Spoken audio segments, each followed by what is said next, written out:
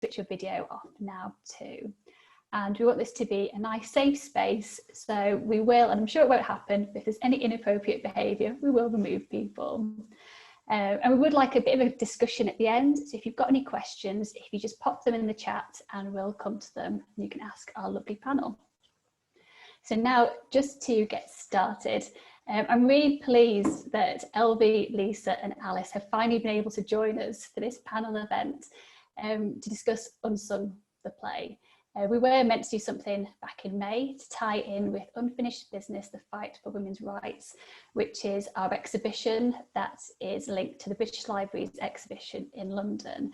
And that's all about the history of women's rights and the history of female activism. And one of the exhibition themes is women's voices, especially recovering silent stories or stories that we haven't heard or we don't hear much of around women's stories. And that just seemed to really fit perfectly with the work of Unsung. So I'm hoping today that you're going to find out lots more about some amazing women. And if you haven't already, go and hear and listen to the play. So that's enough from me. So just to get started, would you like to all introduce yourself? Should we start with Alice first? Cool. Thanks very much, Rhiannon. Yeah, hi everybody. I'm Alice and I am Unsung Collective's creative producer. So I'm based in Leeds, and alongside that I also work as Red Ladder Theatre Company's associate producer and co-run a site-specific company called Front Room Productions. So that's sort of three focuses, and as often as I can, sort of female-focused stories and voices make their way into all of those guises as much as possible. So yeah, that's me.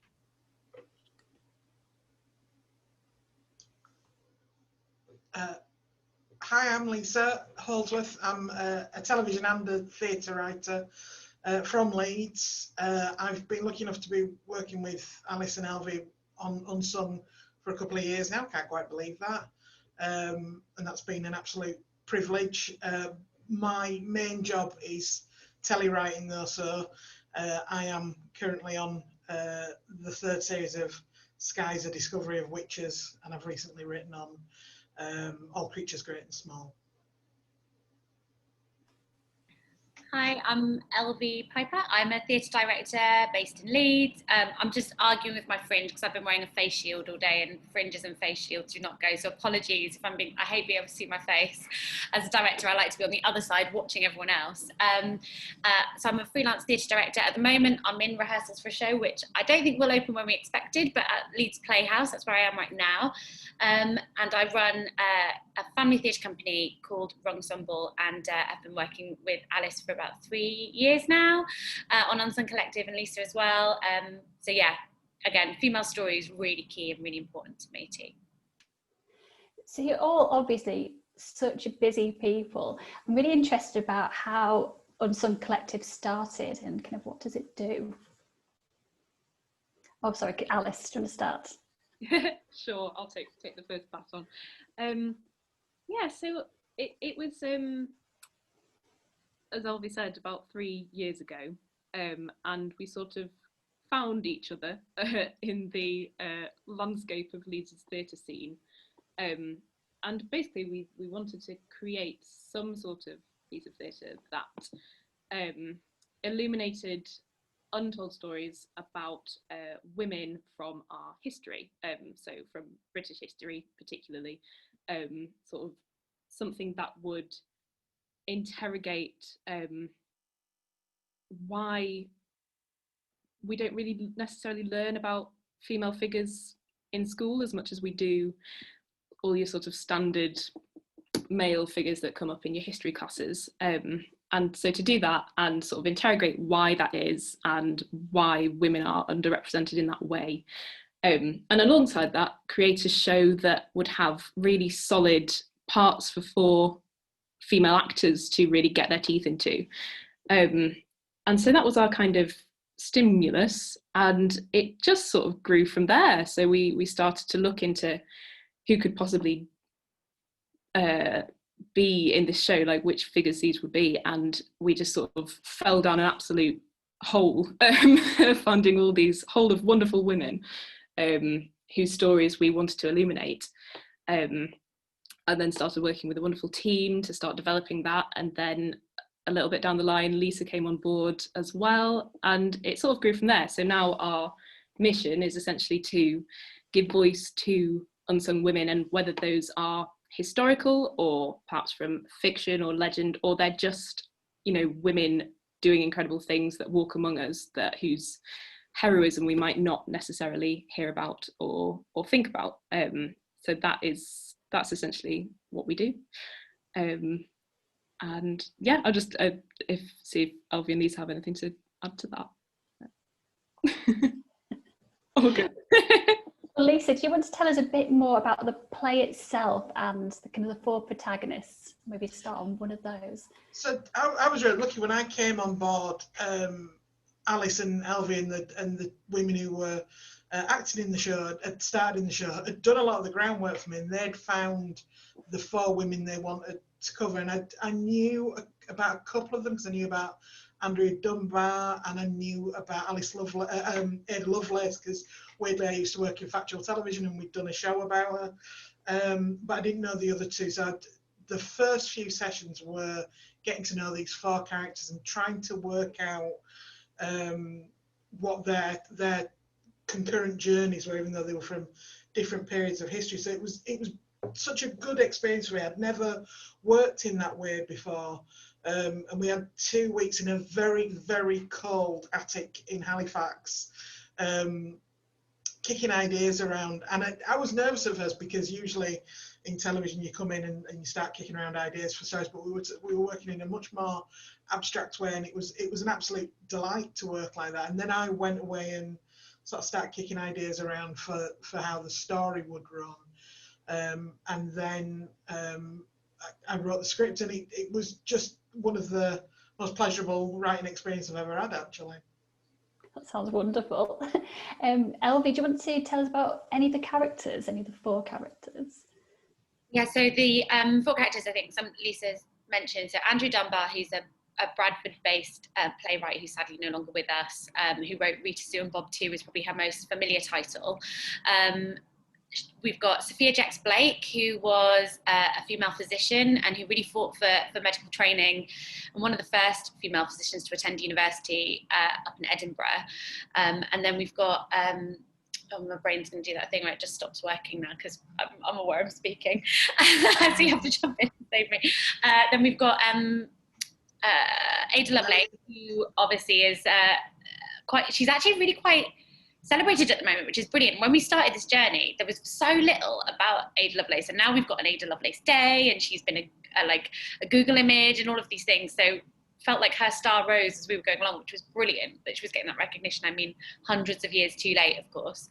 So Ada was essentially one of the first computer programmers and helped develop algorithm, but was wildly under-celebrated in her time. And then our last, oh my God, my brain, Lillian Bader, who was a Northern Caribbean heritage woman who fought in the war as basically one of the first kind of female Air Force pilots, particularly of colour in this country. And, you know, huge amount of faced a huge amount of racism and gender attacks in her work, but has actually just continued to be incredibly pioneering to this day about fighting for those rights and equalities within the armed forces in our country. And some of these women, we just could not believe we hadn't heard about them. How had we not been taught about them in school? It just felt I think we were all quite furious that we didn't know about them, and some of them were literally so local, and some of the women had been brought by the theatre makers who were part of the original devising process as personal heroes as well, and people they'd found. But honestly, we could have made 20 plays because we had so many of these incredible women to hand. It was just which stories felt like they offered different senses of experience from time period, area of expertise, class background, experience in life, and we wanted to have a sense of how that related to today as well, because I think there was so much that you could still relate to in the struggles and the fights that they were fighting. I think that ties in perfectly with what we're trying to do with the exhibition as well.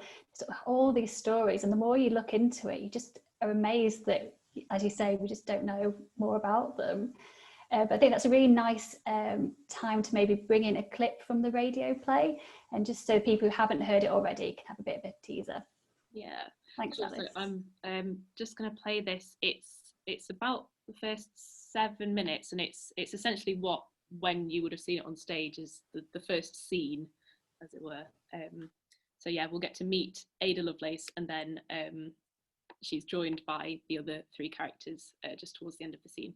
So right, I'm going to cross my fingers that this sounds okay. Let me know in the chat if not. Unsung by Lisa Holdsworth, performed by Unsung Collective.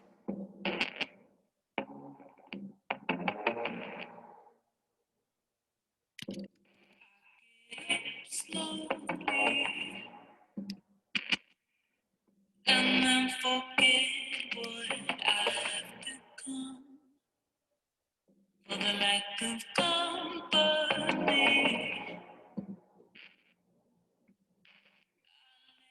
My days one, I'm still alive. I'm still alive.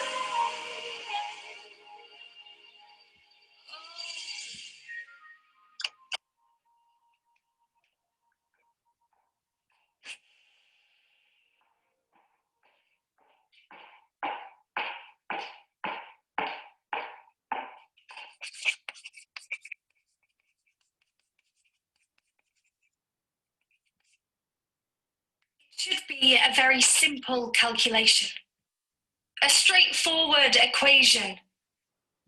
Achievement equals recognition. First, A for achievement. How does one quantify accomplishment, mastery, skill? Is it by the significance of the achievement, or is it the long-term impact? Is the discovery, the work, or the attainment still studied, still regarded as the pinnacle or standard? And so, significance plus impact equals achievement equals recognition. Again, a simple equation. The greater the significance to and impact upon the world of an achievement, the greater the achievement. Ergo, the greater the recognition. Yes? Excellent. Then let us continue. The next calculation is slightly thornier, but all the more enjoyable for that. What unit of measurement are we using to express R for recognition? Well, I would suggest it is more than a simple question of quantity. If it were, R could be measured in years. Well, lunar years. Gregorian calendar to be absolutely exact. How many years was one spoken about? Beyond the fond or not so fond memories of those by whom you were survived.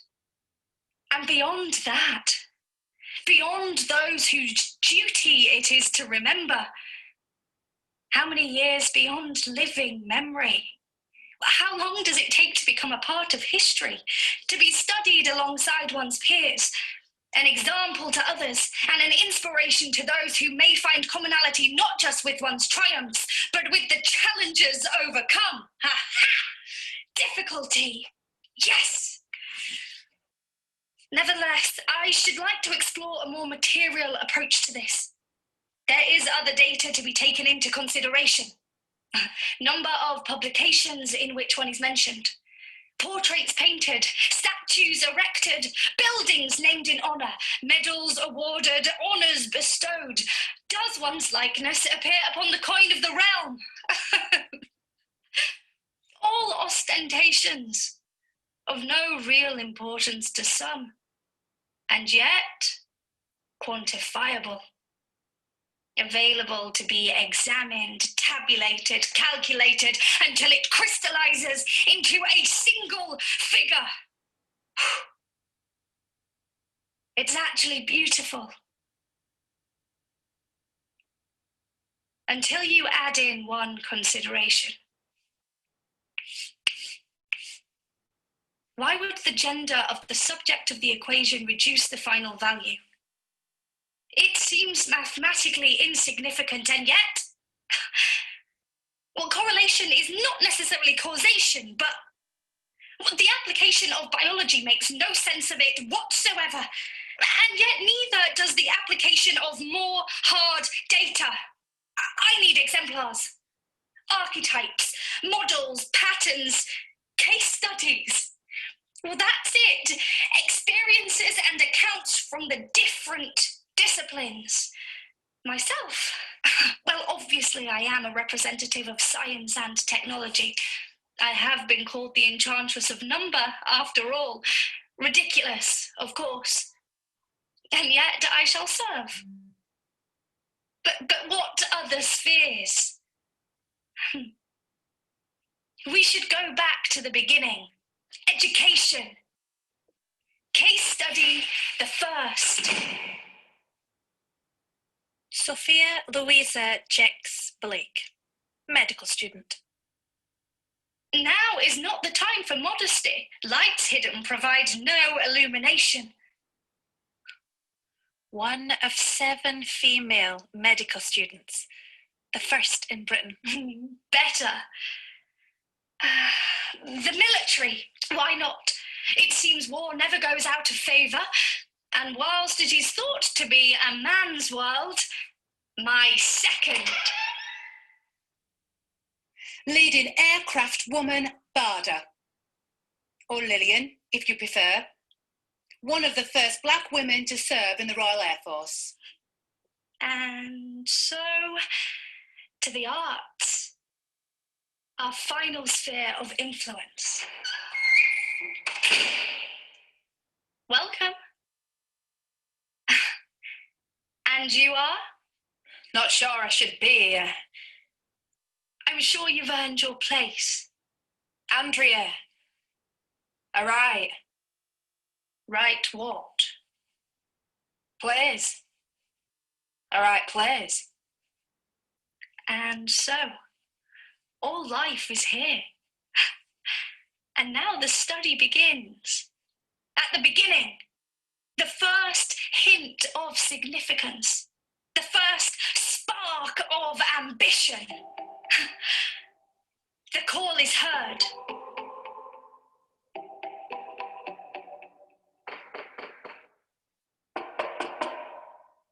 There's a space for, space for, space for. What a fantastic introduction to the play and to each of the characters. I think if that doesn't make you want to listen to it, I don't know what will. I think Elvi's already kind of covered a bit about kind of why you chose these 4 characters, but Alice, do you have any more to add on that? I mean, there's so much to say, I'm sure, on each of them.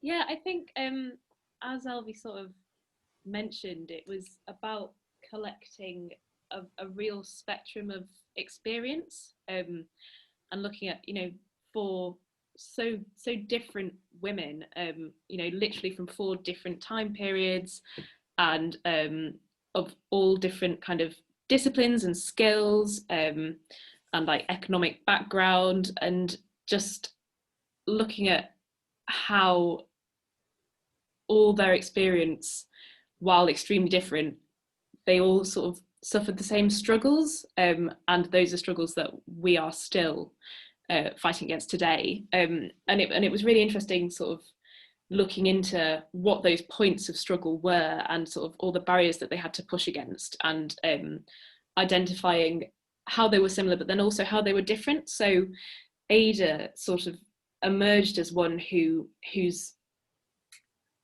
timeline was slightly different, in that in her day she was actually allowed to do a lot because of her sort of high social status. She was doing things that most women couldn't, so she was kind of allowed to study science and improve at that, and be in kind of rooms where men were allowed to be and women weren't. Whereas Sophia, Lillian and Andrea were really just pushing up against doors all the time, which is, and as you'll have heard just at the end there, the kind of knocking sequences, that was quite a really sort of strong image throughout the whole of the show. But that identifying Ada's struggle as being slightly different was actually what really informed the overarching form of the play itself, in that her struggle is more that it's a posthumous one, so she hasn't been recognised in the way that she should, or at least she hadn't even started to be really when we started working on the show. As Elvi said, her name's a lot more known now, but even so, I don't think people really quite know what she did and why she's significant.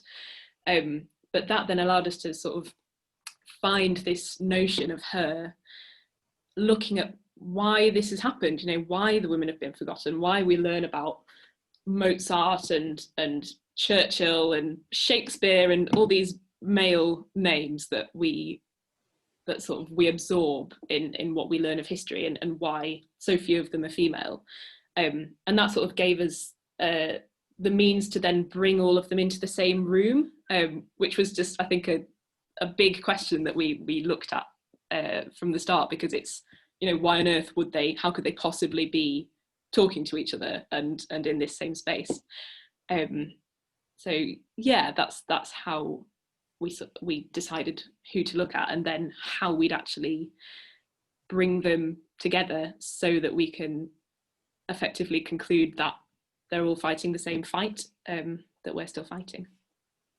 Yeah, I thought it was really powerful, kind of the Andrea's bit, am I allowed in this room? Am I part of this group? And that kind of class divide and the other kind of, pressures on women it worked really well in that way, I think. And you mentioned to me before that Andrea was maybe the one that people connected to with the most. And I'm not sure if you want to mention anything about that, or why people could connect to her story.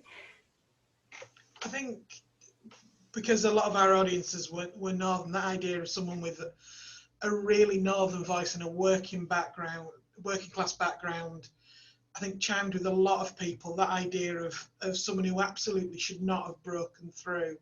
And she had so many problems in her life that so many people tried to hold her back, but she was pretty bloody minded and very outspoken. And I think that's why people engage with her, that she didn't put on airs and graces.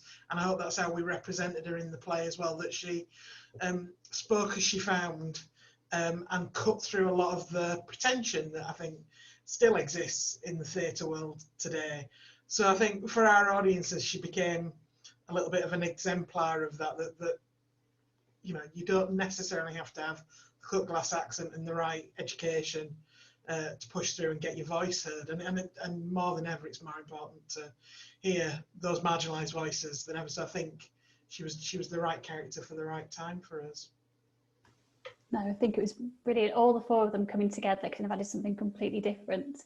But Alice, you kind of mentioned before about there was some women that didn't make it, and there's other stories that you could have told.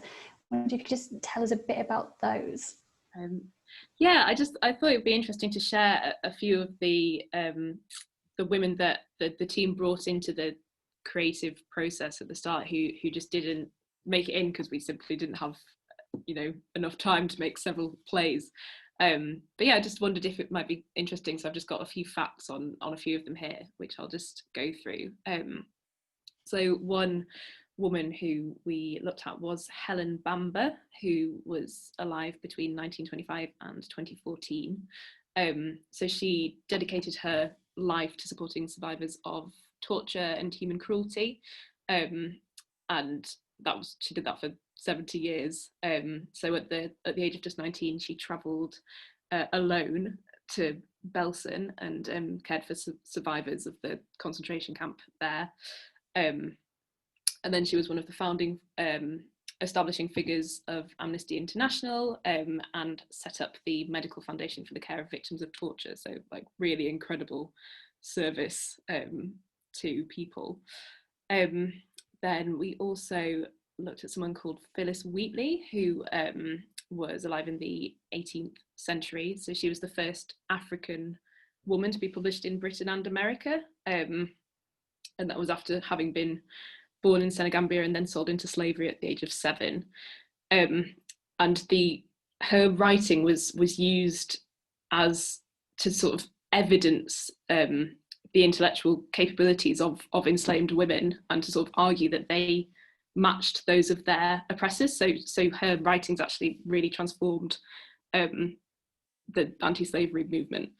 Again, something just like really incredible that you just would never know. And then we also looked at Rosalind Franklin as well, who I think is a little bit more known. So the chemist and crystallographer, and who developed the machine that took photo 51. So that's the X-ray that was integral to Watson and Crick's famous model of DNA. But this was actually, so it's pretty scandalous. So Watson essentially showed Franklin's photograph to Crick without her permission, and then they published her conclusions and quite conveniently wrote out the significance of Franklin's role in that. So that just feels like a play in itself. But yeah, that's just a few names that came up, who we looked at and who didn't make it into the show, but we could quite easily make another show about. And I think we were just really furious that so many of these women we'd just never heard of until we looked, and there's something just so anger making about that you just kind of think, when you're young and you're taking all this information in, how are young women meant to aspire to be the great sort of artists and scientists and leaders if none of the examples we're given we can relate to in any way? So we just wanted to sort of contribute to, I guess, showing other women like these amazing things, and then hopefully them feeling empowered by that as well. What really struck me was, I think we heard it in the clip, is that question of how long does it take for us to become part of history, and that kind of evidence. And I've had lots of conversations recently about platforms like Wikipedia, where women have to do so much more to get their own page. There has to be so much evidence, but of course not as much is written about them, so it's difficult to prove that value. I was just wondering if you thought that theatre was a way of plugging that gap, and where the official stories aren't there, can theatre kind of bring these stories to more people, I suppose? I'm already thinking about how I can add unsung bits onto Wikipedia pages. Shall I pass that? I'm going to pass that one over. Okay. Yeah, I think that's a great thing. Like, Rhiannon, yeah, like I would really hope that we have. Well, that's definitely that's the storytelling platform that I operate and work in, and I think where we all felt that there was an opportunity to tell stories. But honestly, like, you know, it's a struggle sometimes when you're trying to, and Alice has probably felt the brunt of this more than others, trying to sell a show about 4 women to a venue, because they go, who would want to see this? And you're like, women, men, people, anyone? We can't have too many shows on TV starring women, because otherwise men won't be able to relate. But it's not true, and I just don't think that audiences feel that way. And actually I think people have an appetite for this information more so now than ever. Like, you know, there has been so much incredible sort of re-informing of ourselves, particularly even in this last year, of like the things that have been you know, overlooked for too long. And I think gender imbalance is a huge one, of course, and our understanding of gender is still actually really really young and really underdeveloped still as a you know, as people. So I think as we examine that, we start to realise where those inequalities have been, and I do think that theatre is a great place for it. And as well as female stories, there are so many incredible female makers, performers, female identifying writers, and every inch of the industry probably needs to be opened up more to women, like not just in the creative roles, but also in the technical production design roles as well. Yeah, it's still a fight, but it definitely feels like I think actually in theatre now there's quite a good healthy percentage of something like 60 something percent of roles in theatre are like done by women. particularly in venues. So, you know, there is some real hope there where there isn't in other industries, like it's a bigger fight, but yeah, still lots more to do, as Ada would say. And I suppose it's quite interesting, like you were saying about Ada, that when you first started, people didn't know much about her, but now people are. So you're right, it does work, kind of this kind of campaign, but it's just trying to do it with all these other women as well. And it kind of ties in with the unfinished business, but kind of what's next for Unsung Collective? What is your, it's quite difficult in this current climate, but any of you want to tell us a bit about that? Shall I jump in? Yeah, great. Go for it. So plans are afoot. Obviously, we're planning things that can possibly be small scale. So one 2-person show about women's health that hopefully will be very tolerable, even if we've got social distancing, because it won't need a cast of thousands. And potentially that's a musical, and that came from an idea that Alice brought to us, because we sort of knew that once we'd done Unsung, we wanted to carry on working together.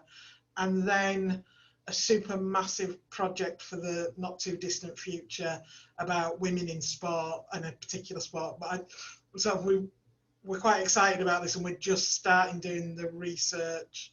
And I don't think I'm giving too much away to say if we do it, it'll be on roller skates.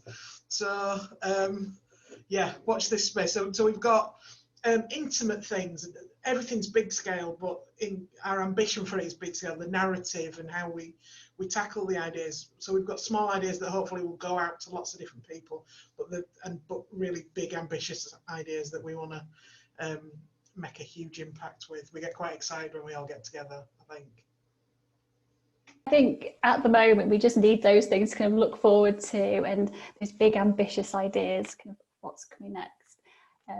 But I'm just going to see if there's any questions from the audience. I've still got lots of things that I want to ask you, but I better check. I think one's come through about kind of your personal experiences of kind of working in the arts world. Have you kind of come across any difficulties being women? And also, I suppose I want to add maybe what kind of things do you do to kind of encourage women maybe from different backgrounds in theatre or TV?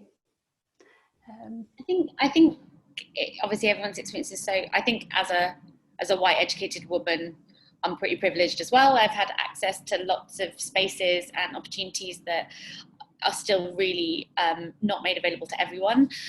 But I think part of the process of creating these stories made us naturally all reflect on our own experiences where we have felt marginalised or unheard or written out of situations. And it's amazingly cathartic and hugely frustrating to look back on situations and realise that actually, you know, the reason that happened is systemic. It's the patriarchy in action, and you couldn't have necessarily have done anything at the time because those problems are ingrained. So yeah, it's absolutely about how we can lift other people up, support other women, and support each other, and kind of reflect on our own situations. I think it was quite a big personal journey for me, like connecting into myself as a feminist and understanding what that meant, and getting rid of that idea of feminism as a dirty word, which I think is something I'd always grown up with, just lingering in the background, that there was something bad about being a feminist. And I think we've really come so far in such recent times in being super proud of that word and associating yourself with those words and everyone being an ally. But yeah, there is a lot of it still. And as I said, like, I think there is some great work happening, but yeah, we can also definitely do more. I don't have like a specific personal experience where I thought, thankfully I don't have that experience, but there's definitely been lots of microaggressions over the years where I've been marginalised or not able to feel like I could speak or contribute because I was the only woman in that space, or not allowed into a space because I was a woman. Lisa, do you have any experience from the TV world? It's interesting because in case people don't know, my other hat is I'm chair of the Writers Guild at the moment, and around the time we were writing Unsung, we were also releasing a massive report that we'd commissioned into the number of women writing in film and television, and we knew the figures were going to be bad. We didn't realise quite how bad they were going to be. So we'd looked at 10 years of television production, only 14% of prime time television, so the big expensive shows were written by women, even though at entry level it's a 50-50 split. And for cinema, we'd looked at 15 years of British cinema, only 16% of film is written by women in this country, even though, and we'd looked at this as well, films written by women perform better at the box office and get higher ratings from reviewers and aggregated sites. So that was frustrating. So it was a very angry year. It was 2018 and 2019. I was very frustrated, and it made me analyse things that had happened in my own career. And I would say the biggest thing that is across the board is that women's stories are seen as a genre.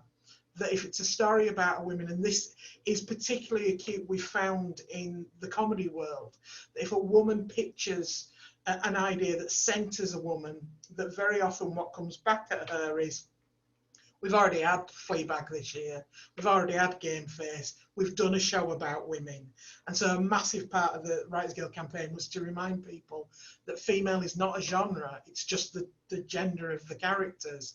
It was enormously frustrating, but I think we are beginning to see some green shoots in a month. So we will look at the figures again, hopefully in the next couple of years, and see if there's been improvement. The funniest thing was that nearly everybody who was a commissioner in television got in touch with me on the quiet and said, oh, well, I've always commissioned women, I'm very good. And I'd already seen the charts that showed no great head of drama, ITV, Channel 4 or the BBC had been good for women. They'd all flatlined. And so the idea that you've had one woman in your office, so you've done everything for female writers, I'm hoping that's disappearing now. It's amazing to think that women's stories are just a genre when it's 50% of the population or something. It's crazy. We've had lots of really nice comments. Someone's asked that if you have a mailing list because they'd really like to come and see your new shows when they're out, and that Lisa, that she'd seen your play about Andrea Dunbar and she thought it was superb. So it's really nice. We do have a mailing list. There's I think on the contact page on our website, there's you can just pop your name and your email in if anybody wants to sign up. Yeah, so I can send that out to everyone who's joined us today. So you can make sure they get all the updates from you. Someone's asked, is there scope for learning by or with others whose stories are marginalised? So maybe, is that people maybe today who experience marginalisation? Does anyone want to go? Yeah, I think the stories that we're looking at telling next, like the next two shows that we're developing, are definitely about the stories of women's experiences right now and in recent history as well. Because I think one of the big things we realised was it was awful that we didn't know about these women from the past, but how much of that was still so resonant and happening today. And therefore, you know, if we're going to like catch up with trying to like educate ourselves and move forward, we need to also be thinking about women's current experiences and shining a light on that. And yeah, the hugely frustrating things about gender medical bias and understanding women's health, and then the other thing about women in sport and women feeling empowered to be physical beings and active beings and aggressive and ambitious and all these things. So yeah, I think absolutely stuff that hopefully feels really relevant and talks to groups and women who have different experiences that exist right now. That sounds really exciting, and ties in with the kind of work that we're trying to do as well about in libraries and collections. How do we collect women's stories now for people who are doing research?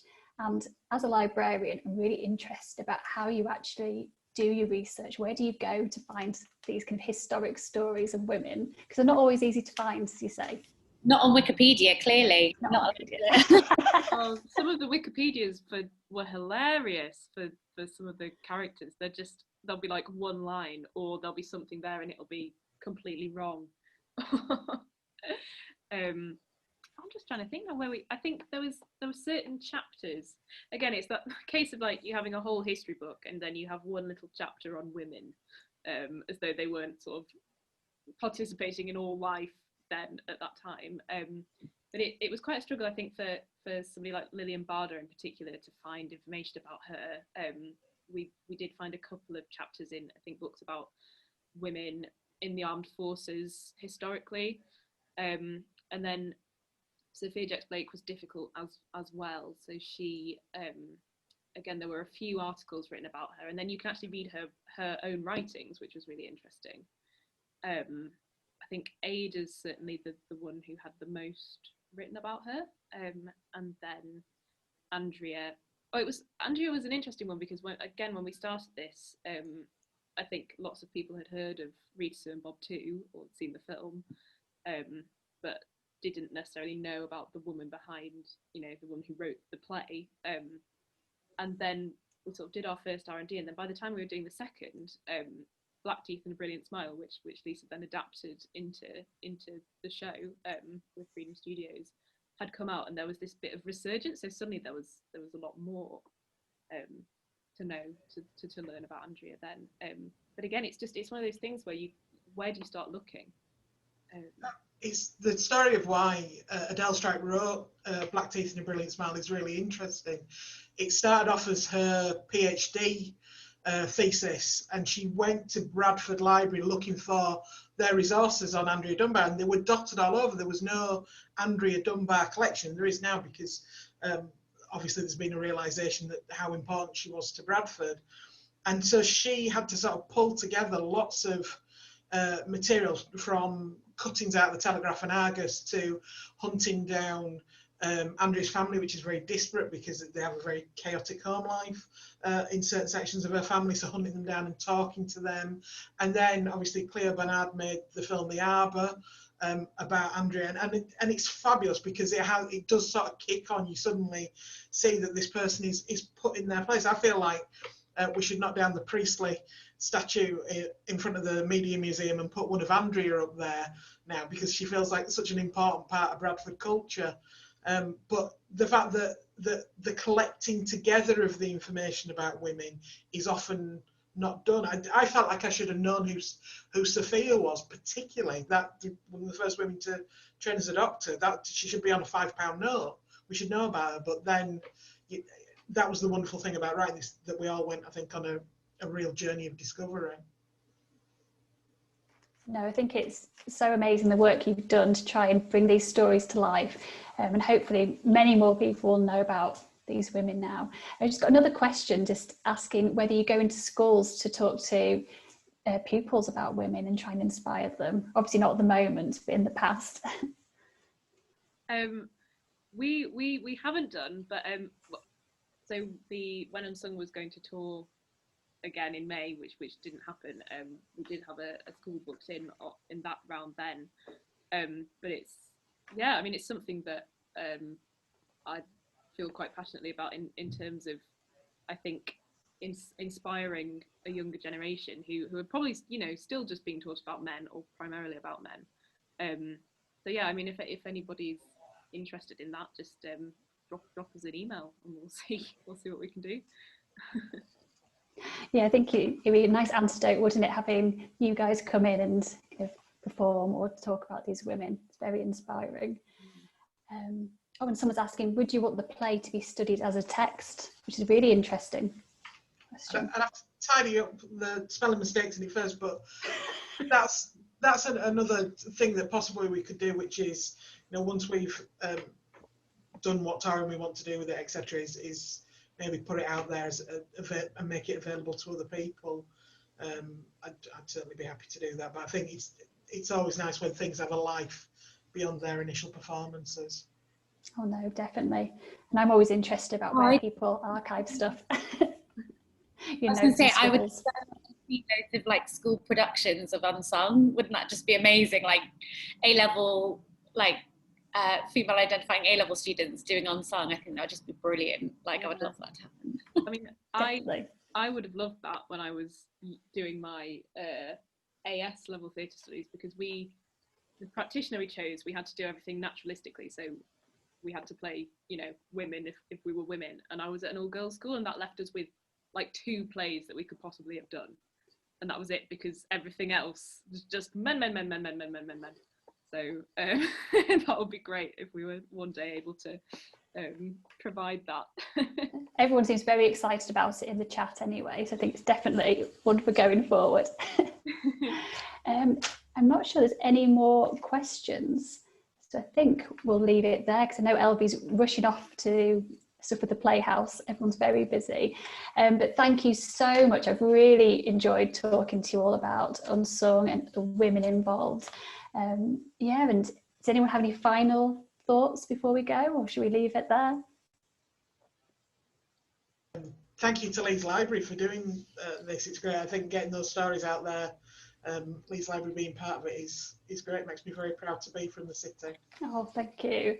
No, it's really inspired me as well. We've got a whole series of events around unfinished business, the fight for women's rights, and this has been kind of the launch one for us to get it all started. And it's been such a nice and kind of a bit of a different event to what we'd normally do. So it's been such a joy and a bit of a break from everything else that's going on. But yes, so thank you all so much, and best of luck with everything, and hopefully we can come and see you in person and see your work. But yes, so we'll leave it there. Thank you very much. Thank you so much for having us, Brianne. It's been lovely. Thank you. Thanks, everybody. Bye. Bye-bye.